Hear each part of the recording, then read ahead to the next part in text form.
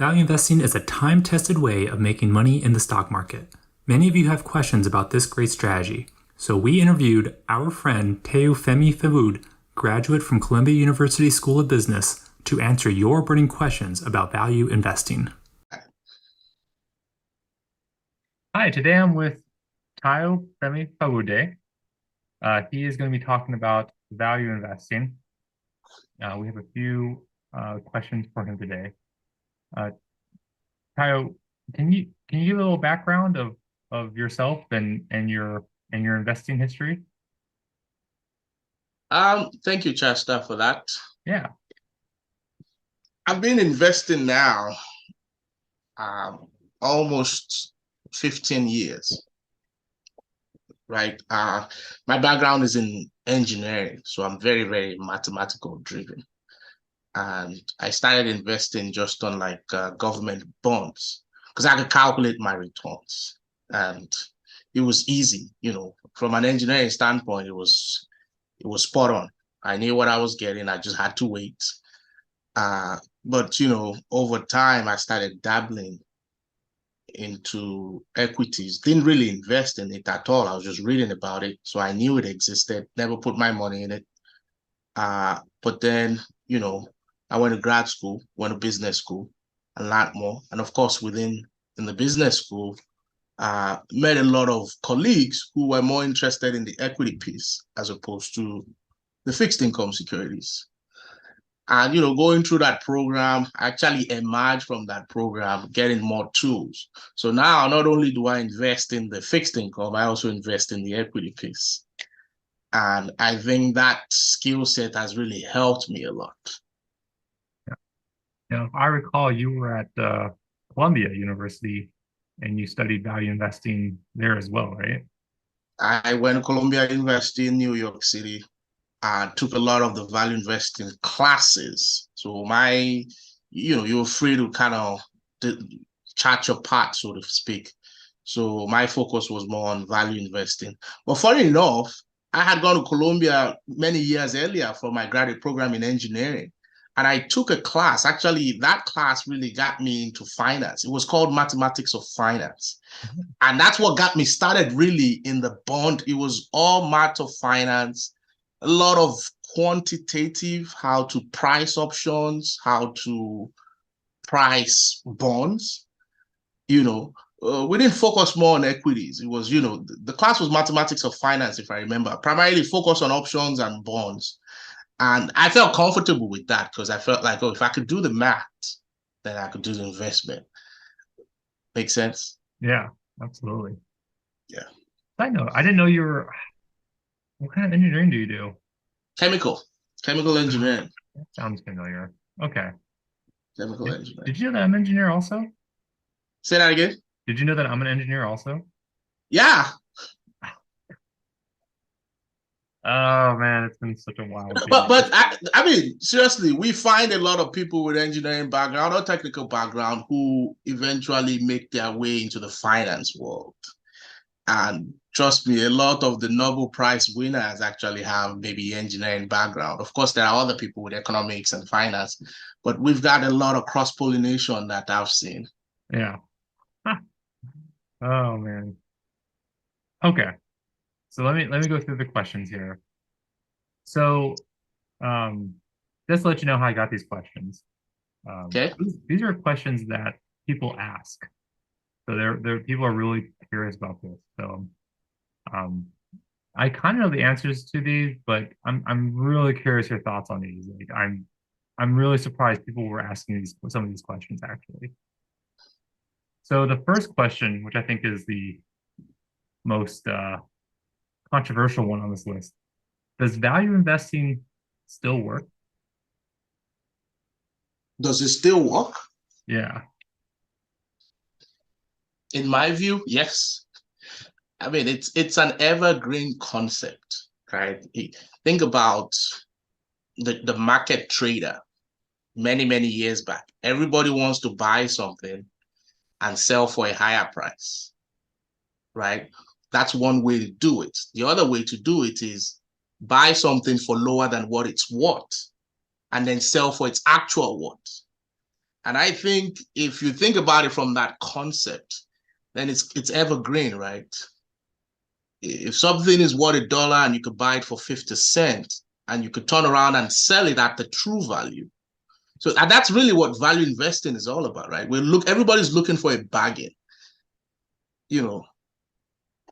So Yeah. I would say it's still if you maintain that philosophy and know that you're looking for a bargain, you know, trying to buy something for less than it's worth, then it still works. You know, now whether you find a lot of stuff that's less than it's worth, it's a different conversation. But that thought process, that philosophy is evergreen. From your when you're looking at the markets now and in 2023 and 2022, why do you think people feel that value investing isn't is not working right now? Is there something you're noticing in the markets that's changing that dynamic? Well, it's a slow game, right? And who wants to wait 5, 6, 7, 10 years to realize profit or realize gain? Everybody wants to, we're young, I want the money now. And value investing is almost like a slow game. So it might not be attractive to a lot of people. Yeah. If Yeah. you, yeah. So I think that's one piece of it. The other piece of it is there might also be a misconception in the public. Some people say, oh, I do growth investing. Somebody say, oh, I do value investing. But if you really peel it down a little more, we are probably searching for the same thing. You want to buy a company that's just starting off now, that you truly have a conviction that it will be worth 10x in the future. So you are buying it for 1x now with a huge conviction that in the future it will be worth 10x. If it pans out, yeah, you've done well in terms from a value standpoint. You bought it for less than what it's really worth. So some people will say, oh, no, that's growth, because it's debatable, right? Yeah. Yeah. I think if you keep the concept that what you're doing is, I'm looking to buy stuff below what it's worth, I think that clarifies it a lot if you can think from that standpoint. And, not so much of, oh, I buy today and I go back into the stock market and now it's gone up 10 times. You're not really thinking about the underlying security of what you buy. You should really think about, do you really believe that businesses actually go up 10 times overnight? Yeah. I don't think the value of business changes within 24 hours that much. Yeah. Yeah. Yeah. A deal announcement might cause that to happen, but not a A 10x. deal announcement might cause that to happen, you're right, Yeah. but not the regular. And similarly, when the value falls too, except something really, really bad happened, I'm not sure the company will lose 50% of their value overnight. Yeah. But the stock market does that, which in many ways, it might act to our advantage. Yes. In I've many noticed ways. it. I'll tell you one thing, because this one I actually did some research on. One of the Okay. reasons that people are saying value investing doesn't work is because I guess there's like a value investing ETF that has underperformed the market. And I just think that's the silliest thing because like, well, maybe that value investing ETF manager is just bad. Maybe Yeah. they're just bad at this. or maybe the composition of the ETFs are not even value stocks. I don't Yeah. know.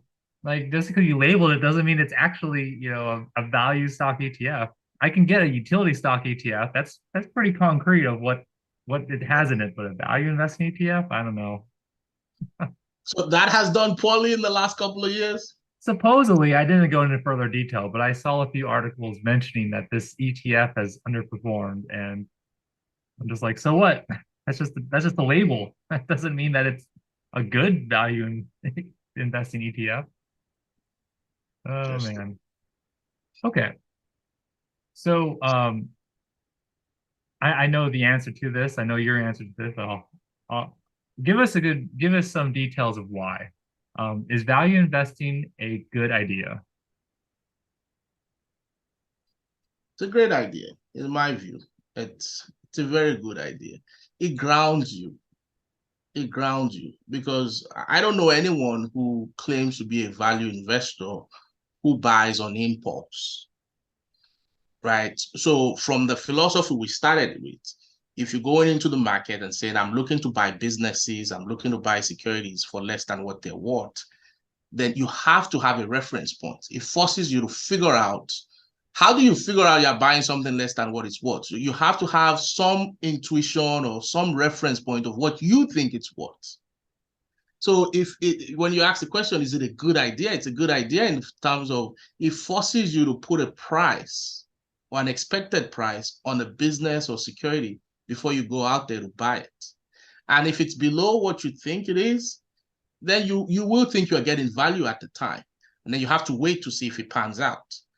If it's above what you think it is, then you might be like, this is not for me. I think it's way overpriced.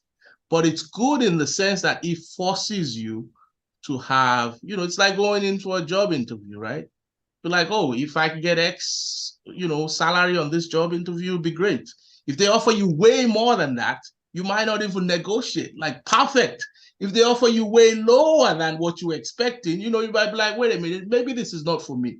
But if you go into that job interview, have no sense of what you're looking for, and then you get offered, you have to figure that out. But think about, you go into the market thinking, I think this company should be trading around XY or should be worth this much. And depending on what the market gives you, you decide whether you want to go in or not. So I think it's good in that sense. It forces you to come up with your own pricing, so to speak. Good. Good.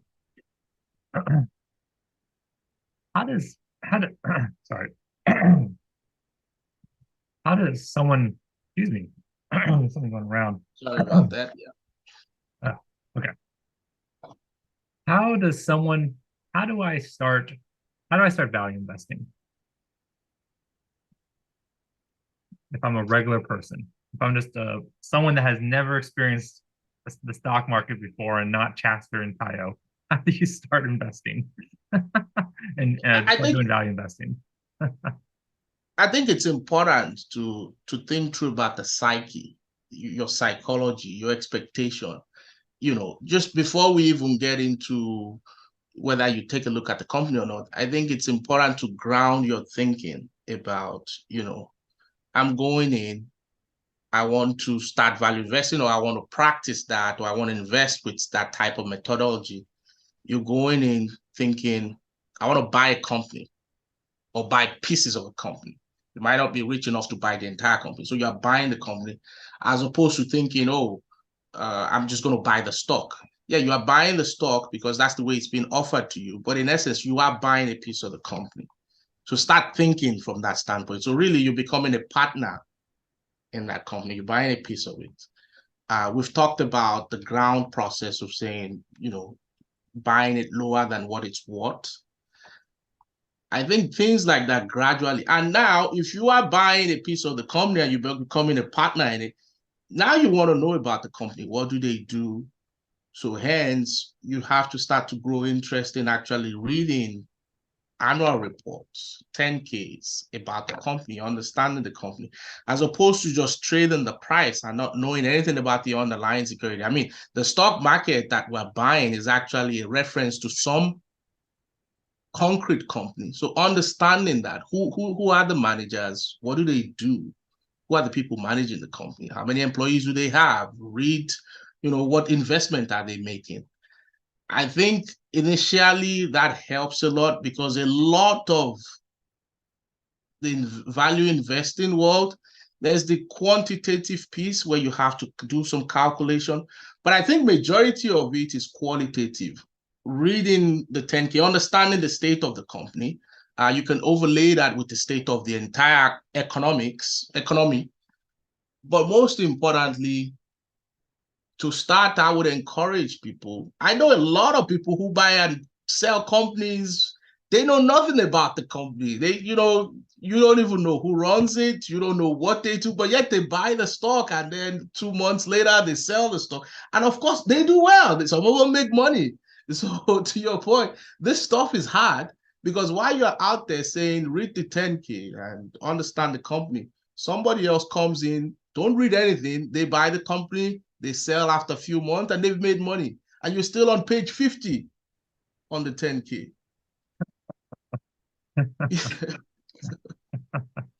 Uh, So while you're busy reading the 10Ks, people are actually passing you by. And that's the difficult part about value investing. That's probably why it's not popular, you know, because it's just not fancy, right? yeah, yeah. You have to do some homework. You have to do some homework, and someone else is just going right into it, and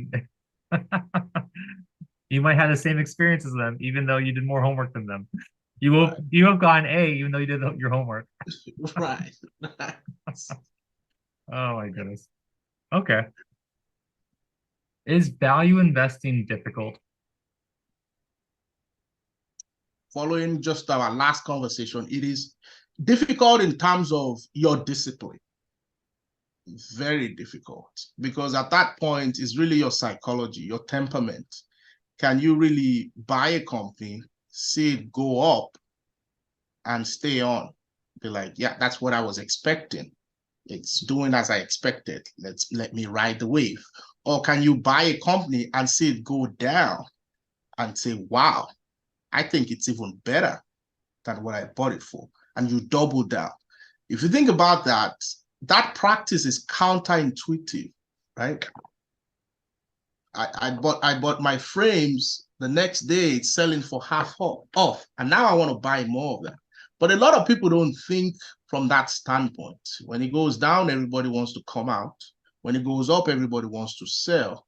So it is difficult from the self-discipline, whether you're doing it as an institution or as an individual. It's difficult from that discipline standpoint to stick to the goals, of course, if you're right. And I struggle with it too. I've got securities that have gone up 6, 7x, and I'm still in it because, as far as I'm concerned, is the company still doing well? It's still generating income? Fine. In fact, I love that it's being valued that much. Or sometimes I've got securities that you go in, you buy, and then it comes down, and it's really, really hard to double down on something you bought and now it's selling for half the initial price and you continue to buy. If you are not convinced, it's very, very hard to do that. Yeah. Yeah. But that's where the value comes from, right? Yeah. Absolutely. I've been off the interview for a second. I've been in places like that where I was convinced. Oh, here's a good one. Here's a good one where I screwed up. I'm never going to tell you, Tayo, about my good ones. I always talk about my bad ones because those are the Right, ones that are right. interesting. Because we always do well. It's always the ones that were bad.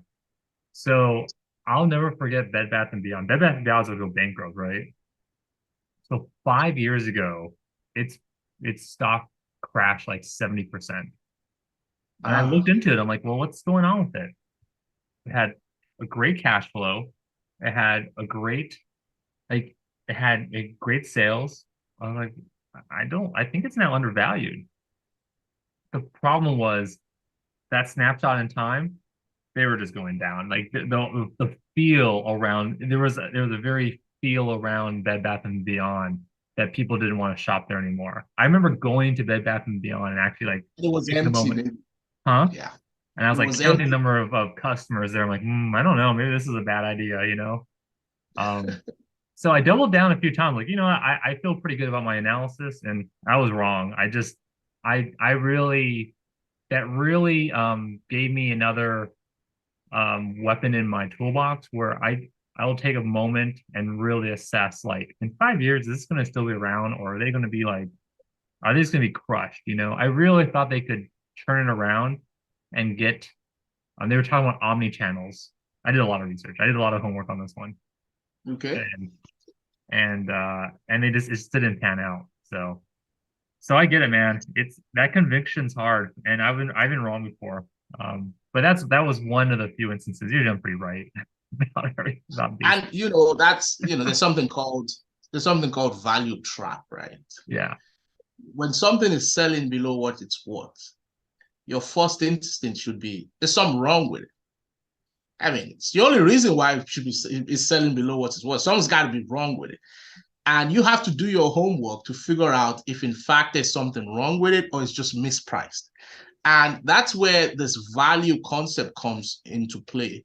In school, then back in Columbia Business School, there's something called, and maybe not at schools, value-based strategy, where you think about the value stick, right? There are two ways companies can really create value. Whether you increase the willingness to pay of your customers. So you got to do something really, really good where people are willing to pay above and beyond the competitors. yeah, For your products. Yeah. Or you reduce the willingness to supply or willingness to sell. So your suppliers are actually willing to cut their price just to be associated with you, just to work with you. So really, when you find a security that's selling below its worth, you have to figure out why that is happening. First, do they just have bad managers? The managers are just bad. They're not running the company well.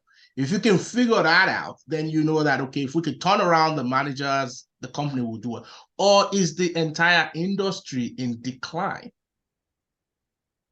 You know what I mean? So those are probably two reasons. There might be more where a company will be selling below its value. Bad managers, the industry is in decline, or there's just mispricing. It's just out of favor. So those are few ways. The other way is you have a security that's selling above what you think it's worth. Either the company has huge willingness to pay, which means they can command more premium into the company. And that's because they just have superior managers. These managers they probably have figured out how to increase the willingness to pay. And the only way you do that for a long time is to also protect. Because there's no way I buy something for $1 and I can sell it for $10. Everybody wants to do that. So the only way I can benefit from that is to actually have a barrier to entry or some moat around what I do. So once you find that, you have to start to analyze the company and say, can they do this for a long time? Do they have a sustainable competitive advantage? Because definitely they do. They are selling above what their cost of capital is. And you want to think about, they've got great managers. They probably have a moat around, what it is they do. And maybe that would help you. That's the qualitative aspect. So once you find these companies, whether they're selling above or below, you have to start to think and analyze and figure out where the source of that undervalue or overvalue is coming from. Oh, that was a good discussion. That's a good segue into so what are the pros and cons of value investing? Great question. Cons. Let's start with the cons. You're not Yeah. very popular, seriously. I mean, it takes a long time to compound your money. It takes a long time.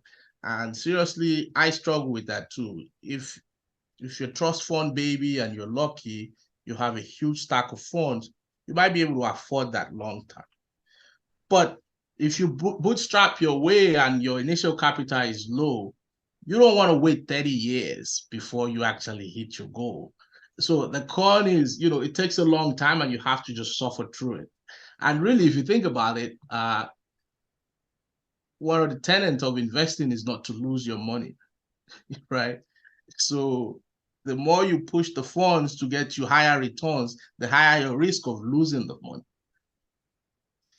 The pros is that, at least for me, it gives you a very, very guiding principle. I'm not in every security, and you don't have to be in every security. I'll tell you a story, actually. I was talking to a friend just the other day. We had a company, it's an oil and gas company, that I was analyzing during COVID. Completely out of favor. I knew it, he knew it. We both knew it was, mispriced. But I was looking at the bond and the equity. I wasn't comfortable on the equity side. I bought the bonds because I feel that they had enough asset to cover their stuff. I bought the bonds. I'm up 40%. Equity has since gone up 6 times. And I'm still at this 40%. So yeah, I did well on the bond side, but if I jumped on the equity side, I'll be up 6 times. Yeah. Uh so I knew it was a bargain. I just, I guess, didn't have the guts to go on the equity. The pros is it grounds you. You will make good returns. You might not make as much, but it grounds you. And seriously, if you want to be in the business for a very long time, that's where you really see the pros, because it keeps you in the game for a long time. Yeah, absolutely. Yeah. The time aspect is definitely a con.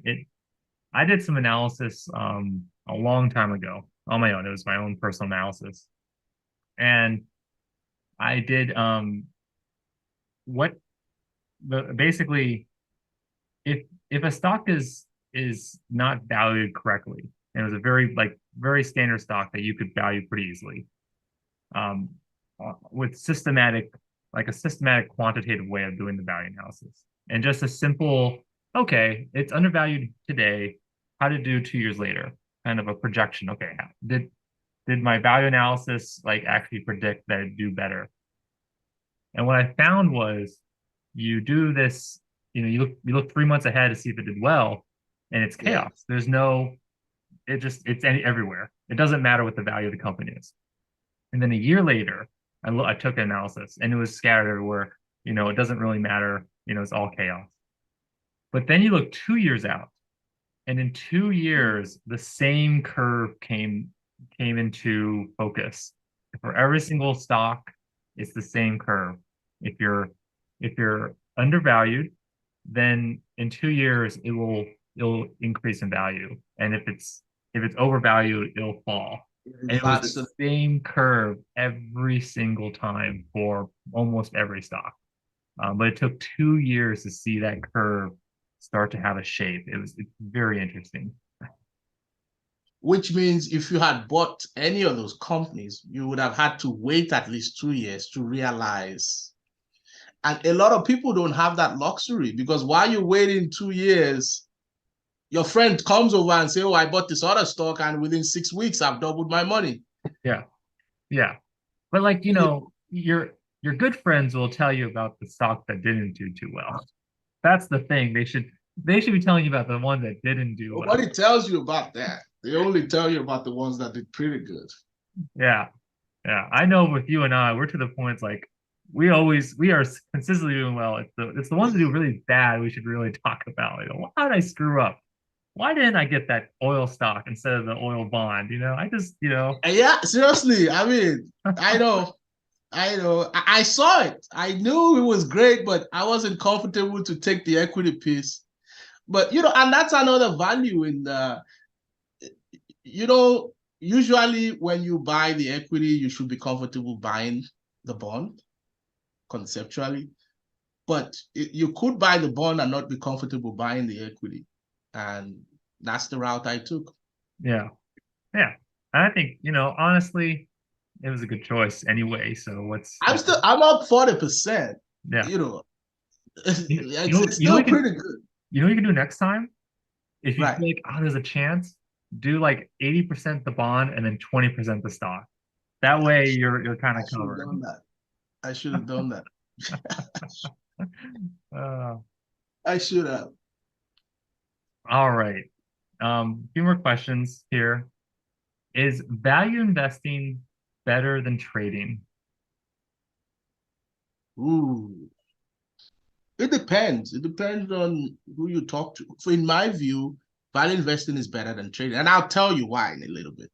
But, there's more than one way to skin a cat, right? Seriously, some people don't even invest in the market at all. They buy real estate, alternative investment, and they do so well. So there's no one size fits all. Like, everybody doesn't have to do value investing. It's not the only route to your goal.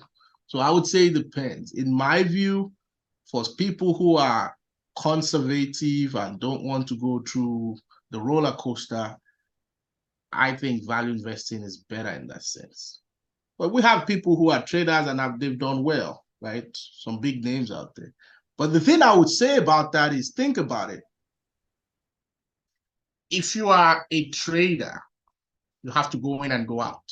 And the way I think about it is like a military general who's always going into war.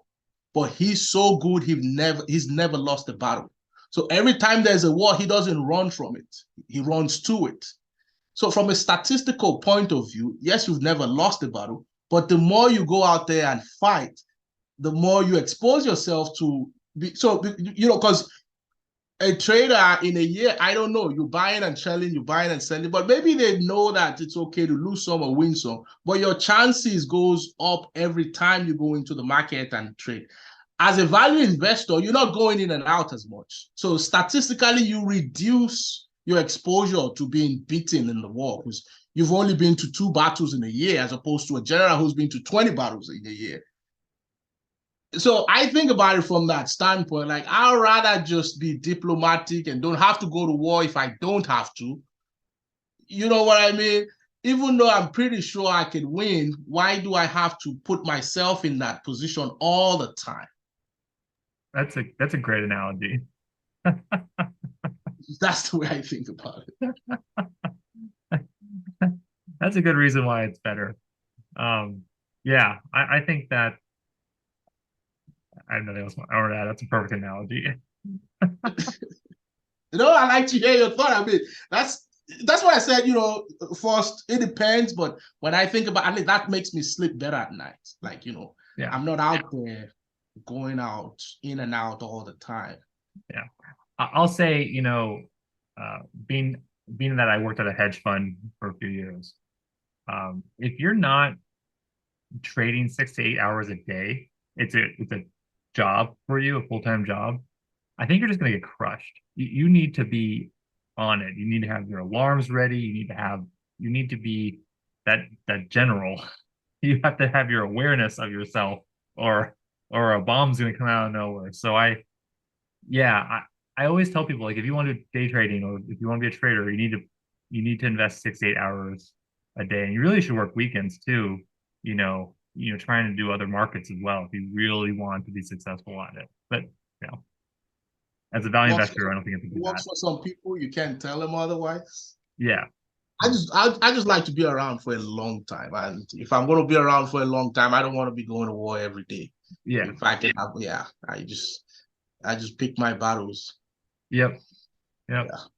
What a great analogy. That was awesome. All right, this is a great last question because it kind of comes full circle to where we started off at. Why is value investing not popular right now? Yeah. It takes time. It takes time, seriously. It's, to be honest with you, I mean, fine, if you get it, take it. I don't think you're going to double your money in a month. If it comes, take it. But you probably won't find those if you're thinking about it. So it takes time. So first of all, you're buying something less than what it's worth, and then you're waiting for the market to realize their mistake and say, wow, and you have to just wait until that happens. But again, that's the part where we started off from, right? You're not so much buying the security because of what it's trading for in the market. You're buying the company, a piece of the company, thinking about what cash flow or what can I get out of the business? What is the company giving me on an annual basis? And that usually is not reflected in the stock price all the time, right? You buy a company that's maybe dividend paying company and they're paying you dividend, I don't know, say 5-10% every year. If the price goes up and down, they keep paying that dividend. If that dividend doesn't change, so you're not really looking at the stock price, you're looking at what you're getting from the company. Does that make sense? Yeah, makes sense. So that's one thing where you have to really understand what it is you're buying.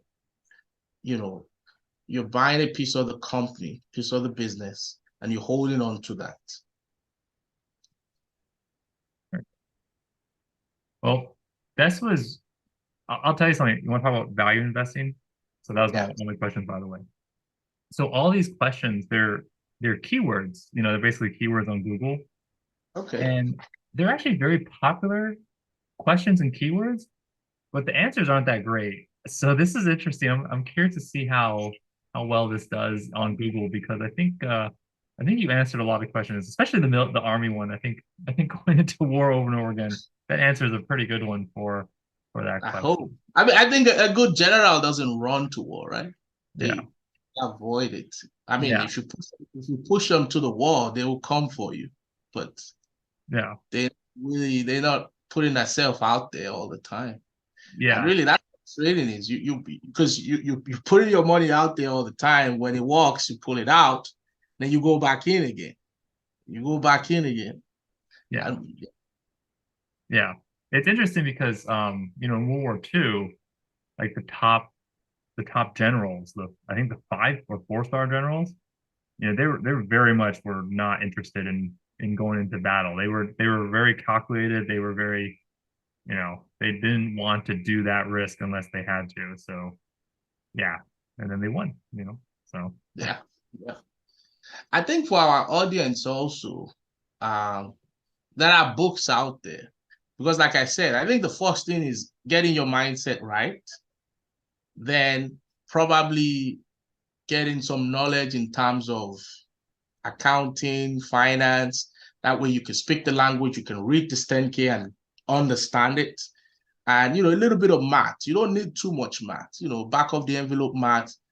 So it's almost like the mindset, right? Understanding, getting the knowledge, getting like the quantitative understanding, the finance language, accounting language, and being able to calculate a few things.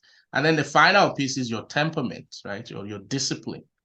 And some books are, I love Howard Marks' books. His memos are great. So for beginners, he's been doing this audio memos. So people can listen to that and listen to the memos. I think they kind of just understand how the market works, how people think in this, experts in this value investing field. So he's got memos out there that they can listen to. The older ones you can still read. This guy's reading so many memos. His memos are good. He's got a book. Most important thing is good.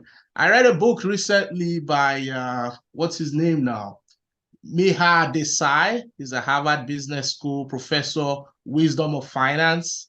I think it's a great book. Zero maths, zero maths. But it kind of makes you think about finance investing, not only from the finance investing way, but from a humanity standpoint. How does that apply to my household? How does that apply to me and my wife or stuff like that? And I think understanding finance in a different realm helps a little bit. yeah, So not only from the financial standpoint, but thinking about it and saying, really, it's about economics, maximizing what I have and the management of lack. yeah, yeah. The management of luck. I like that. I'll add all those. I'll find all those books and I'll add it to the. Yeah, I think they're good. They're good books to ground you mentally. Yeah, yeah, You know, yeah, definitely they're the classic security analysis, but you're gonna have to get a little deeper into it. yeah. But for a beginner, it's useful. Awesome. Uh, Kyle, thank you so much. I really appreciate this. This was a wealth of knowledge. This is probably going to be like 6 videos, by the way. Okay, snippets. Yeah, Yeah. we'll do it for the Yeah. TikTok generation. That that doesn't have the patience They, for they value don't investing have anyways. time. They don't have time. Seriously, they don't have time. Like what? I gotta sit through 30 minutes. I'm out of here. So yeah, there's no time. This is going to be 30-second videos, and then Yeah, yeah. They don't have time. That's the problem we face. You tell someone to wait 2 years before you get your value. Nah.